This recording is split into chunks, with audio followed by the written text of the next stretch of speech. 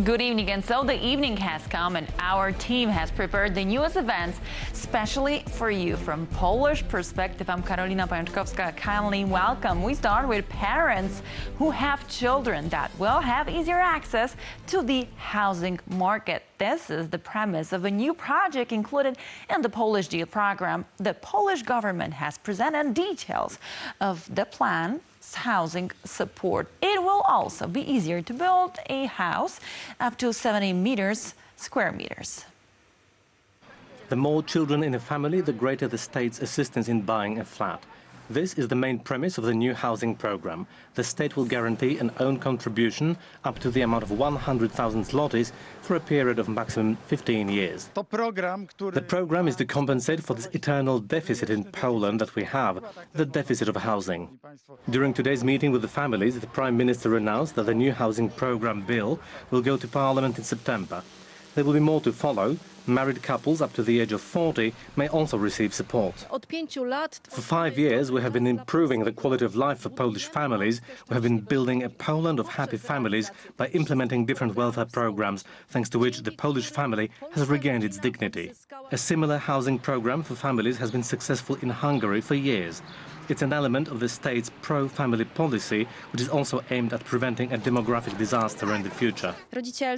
Parenthood is a space for development, a unique space that we experience, which pays off later in life when the parenting process is over. The second phase of the housing program is the possibility to build a house up to 70 square meters without the red tape required today.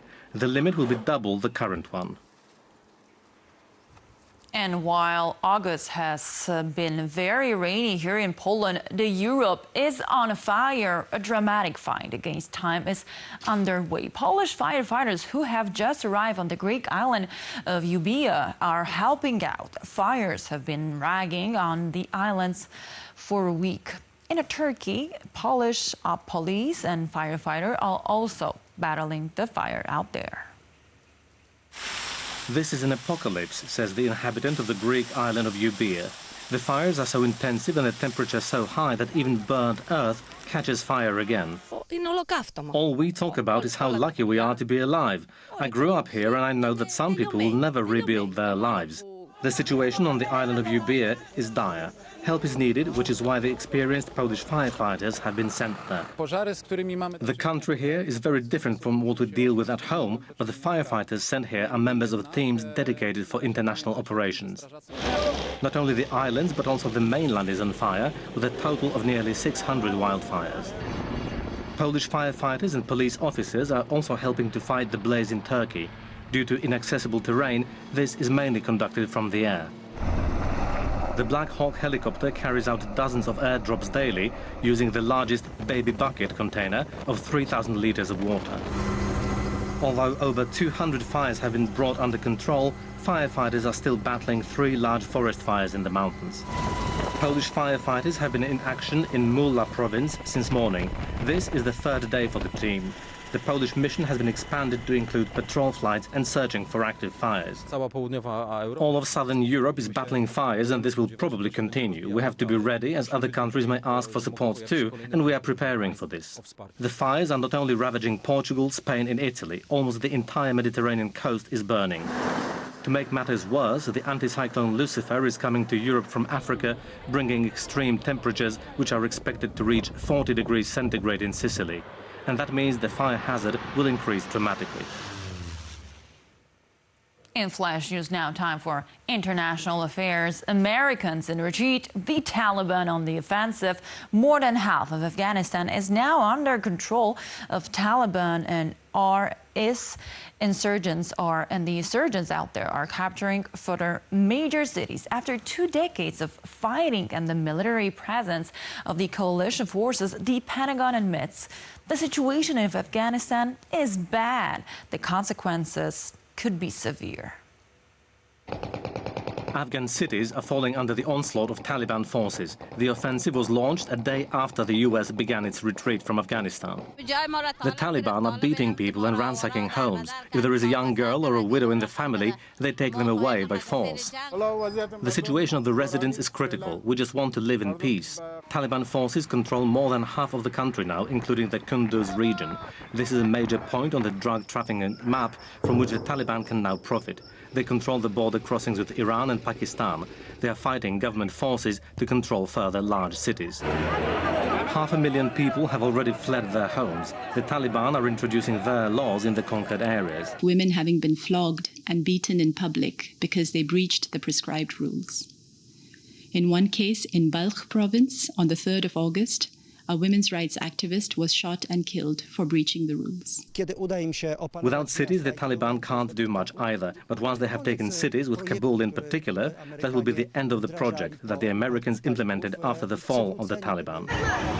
The Biden administration maintains that after 2 decades of military presence, diplomacy is now the only road to peace in Afghanistan. But the Pentagon has just admitted the situation is bad. The Secretary shares the concern of the international community about the security situation in Afghanistan, which is clearly not going in the right direction. The Secretary continues to believe that the Afghan forces have the capability, they have the capacity to make a big difference on the battlefield.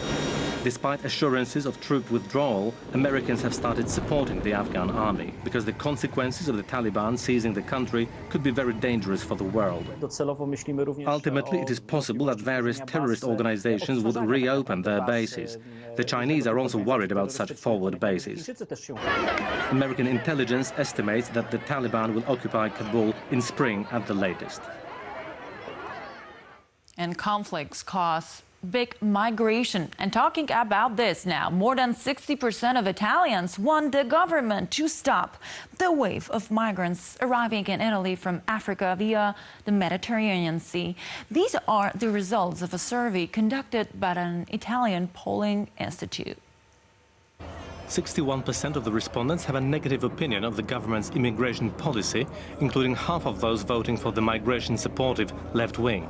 Italy accepts virtually all migrants from Africa and Asia, arriving in Italy, mainly from Libya and Tunisia. Over 30,000 have arrived this year, twice as many as last year. Dozens of anti-vaccinationists tried to force their way into the former BBC seat in West London, jostling with the police outside the building. Earlier, opponents of vaccination certificates and child vaccination demonstrated in a park. The protesters disagree with the decision of the government that starting in September, only vaccinated people can enter nightclubs. The vaccination certificates are a contentious issue even within the ruling Conservative Party. More than 5,000 new coronavirus infections have been reported in Israel, the highest number since February, with an increasing number of deaths. The increase is worrying, but the authorities are hesitant to impose a lockdown. However, some restrictions are being considered, for example, restricting access to mass events for those who have not been vaccinated. In Israel, 500,000 people have received the 3rd dose of the vaccine. And we keep on this coronavirus update. This time, locally, the number of infections and hospitalization due to COVID-19 is increasing in Poland. The latest tally is 200 diagnosis cases, the worst figure since mid-June. After the recent attacks on vaccination centers, anti-vaxxers are working all over Europe. The Prime Minister will present a project to the Parliament to extend special protection to their employees. What is worrying? Decline in interest in vaccination itself. The rate of vaccination against COVID-19 has slowed down. Not so long ago, it was 4,500 people a day at weekends, but right now it's, well, 200. This is in spite of the fact that you can get vaccinated literally anywhere. This is Podrzekta near Śrem.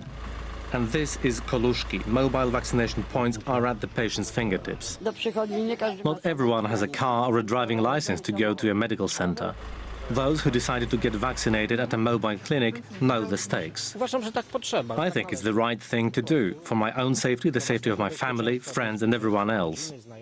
To ensure the safety of the medical staff, they will be covered by special protection.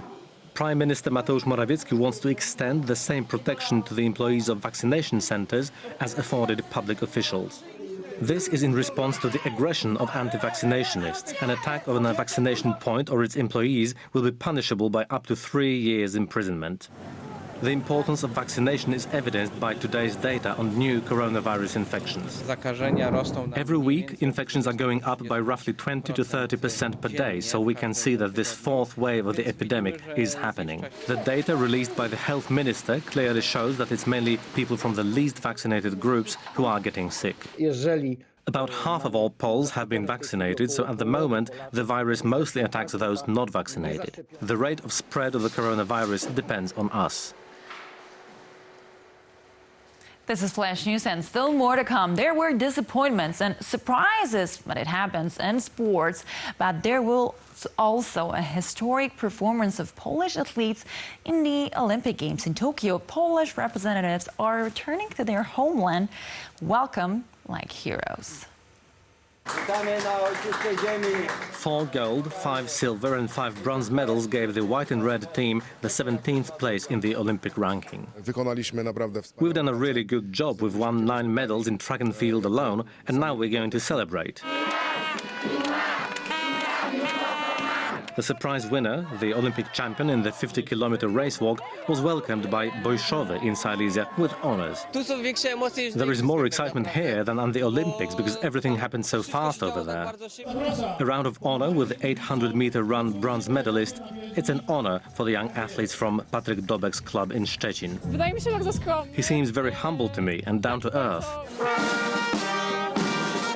These are not the last tears of emotion from one of Matusiński's gold and silver angels. Racibórz thanked them for medals with a relay of gratitude. I'm all shaking inside, it's very emotional.